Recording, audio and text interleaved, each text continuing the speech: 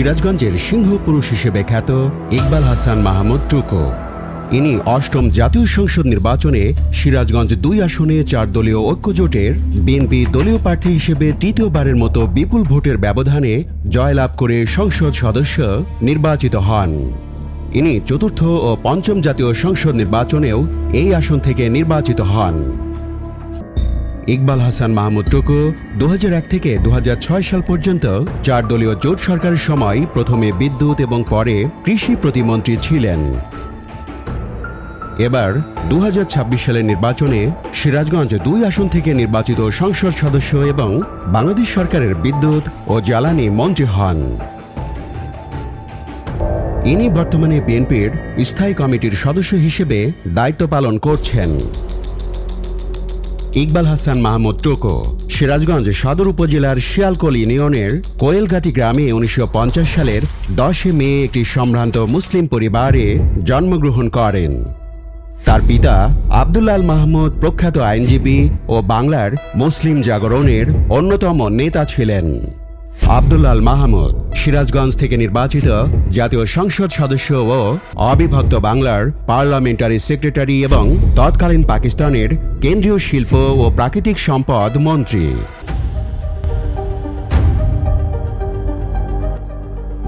মেধাবী ছাত্র ইকবাল হাসান মাহমুদ টুকু ঢাকা বিশ্ববিদ্যালয় থেকে সমাজ বিজ্ঞানে অনার্স সহ স্নাতকোত্তর ডিগ্রি লাভ করেন। ছাত্রজীবনে ইনি প্রগতিশীল ছাত্র রাজনীতি সহ বিভিন্ন জনকল্যাণমূলক আন্দোলনের সঙ্গে ঘনিষ্ঠভাবে জড়িত ছিলেন।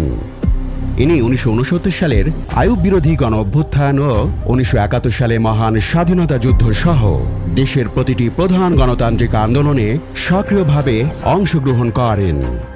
ইকবাল হাসান মাহমুদ টুকু 1986 সালের 7 মে তৃতীয় ও 1988 সালের 3রা মার্চ চতুর্থ জাতীয় সংসদ নির্বাচনে জাতীয় পার্টির প্রার্থী হিসেবে সিরাজগঞ্জ 2 আসন থেকে সংসদ সদস্য নির্বাচিত হন। বাংলাদেশ জাতীয়তাবাদী দলে যোগ দিয়ে তিনি 2001 সালের 8ম জাতীয় সংসদ নির্বাচনে একই আসন থেকে সংসদ সদস্য নির্বাচিত হন। 2001 থেকে 2006 সাল পর্যন্ত বিএনপি সরকারের বিদ্যুৎ প্রতিমন্ত্রী হিসেবে দায়িত্ব পালন করেছিলেন। রাজনীতির দীর্ঘ পথ পাড়ি দেওয়া প্রবীণ রাজনীতিবিদ ইকবাল হাসান মাহমুদ টুকু 111 সরকারের সময় সপরিবারে কারাগারে ছিলেন। 2007 সালের 21শে মার্চ বাংলাদেশ দুর্নীতি দমন কমিশন একটি মামলা দায়ের করে অবৈধ উপায়ে 25 কোটি টাকা আদায় করার অভিযোগ আনে। 2007 সালের 15ই নভেম্বর তাকে এই মামলায় বিশেষ আদালত 9 বছরের কারাদণ্ডে দণ্ডিত করে। ইকবাল হাসান মাহমুদ 2007 সালের ডিসেম্বরে এই রায়ের বিরুদ্ধে আপিল করেন। 2011 সালের 16 জুন তাকে বাংলাদেশ হাইকোর্ট খালাস দেয়। আওয়ামী লীগের করা একাধিক মামলা, নির্যাতন ও নানা প্রতিকূলতার মধ্যেও তিনি বিএনপি ছেড়ে যাননি, বরং দলের নেতাকর্মীদের সঙ্গে আরও ঘনিষ্ঠ হয়ে বিএনপির চেয়ারপারসন বেগম খালেদা জিয়া ও ভারপ্রাপ্ত চেয়ারম্যান তারেক রহমানের আদেশ নির্দেশে বিএনপিকে আঁকড়ে রয়েছেন।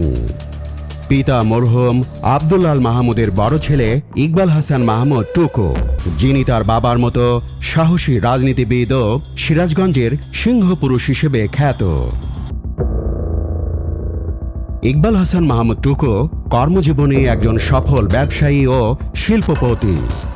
ইনি Apex Weaving and Finishing Mills Limited, Apex Trade and Commerce Limited, Apex Infotech Limited, Apex Accessories লিমিটেডের ব্যবস্থাপনা পরিচালক এবং হোম টেক্সটাইল লিমিটেডের চেয়ারম্যান ও Apex Tannery Limited, Apex Food Limited এবং অ্যাপেক্স স্পিনিং ও নিট মিলস লিমিটেডের পরিচালনা পরিষদের পরিচালকও ছিলেন। এছাড়া তিনি ব্যক্তিগত উদ্যোগে বস্ত্র খাতে উল্লেখযোগ্য সংখ্যক প্রাইভেট কোম্পানিও প্রতিষ্ঠা করেছেন। ইকবাল হাসান মাহমুদ টুকু ঢাকা শিল্প ও বণিক সমিতি এবং বাংলাদেশ শিল্প ঋণ সংস্থার পরিচালক ছিলেন।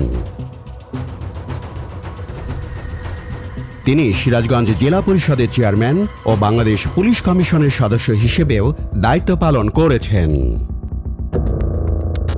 সাবেক উপপ্রধানমন্ত্রী এম এ মতিন তার ভগ্নিপতি।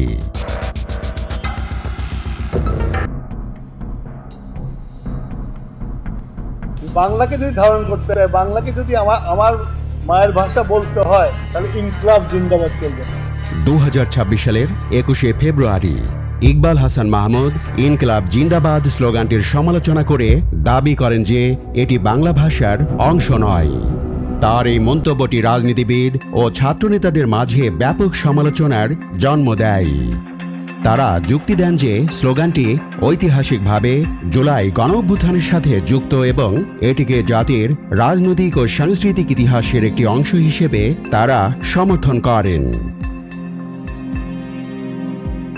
ইকবাল হাসান মাহমুদ টুকু ও রোমানা মাহমুদের সংসারে এক পুত্র ও এক কন্যা সন্তান রয়েছে। ইকবাল হাসান মাহমুদ টুকুর সহধর্মিণী রুমানা মাহমুদ নবম জাতীয় সংসদ নির্বাচনে বিএনপি তথা 4 দলীয় জোটের মনোনয়নে সিরাজগঞ্জ 2 আসন থেকে সংসদ সদস্য নির্বাচিত হয়েছিলেন। বর্তমানে তিনি সিরাজগঞ্জ জেলা বিএনপির সভাপতির দায়িত্ব পালন করছেন।